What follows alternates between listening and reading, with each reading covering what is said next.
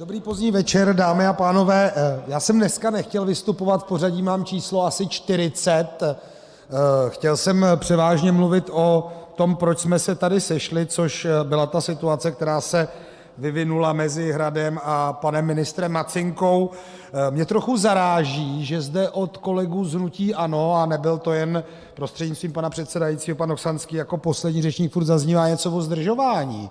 Já nebráním tomu, aby ministři vlády Andreje Babiše tady samozřejmě vystupovali s tím přednostním právem a vykládali lidem, co skvělého za těch 19 dní dosáhli.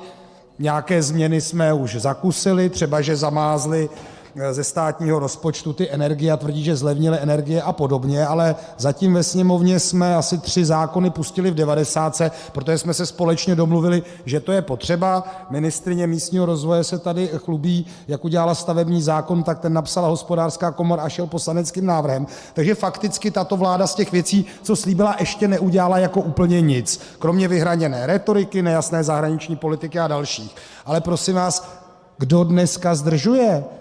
Poslanci, kteří byli přihlášeni se standardním vystoupením, kromě lidí s přednostním právem, vystupovali dohromady asi 2 hodiny dnes, zatím od rána na této schůzi k důvěře vlády, kde ten hlavní bod je problematický ministr Macynka a strkání hlavy do písku Andreje Babiše před tím, jak se chová, nejenom tedy v zahraniční politice, ale i k panu prezidentovi a jaké metody používá, tak my jsme nepotřebovali poslouchat, co který ministr zamýšlí nebo jak vidí z 19 dnů své činnosti. Takže jestli někdo zdržoval tenhle ten den, a jak říkám, ano, i předchozí vláda vystupovala na mimořádných schůzích o důvěře vládě, nejdřív ministrové, tak jste to zatím byli pouze vy, kdo to zdržovali.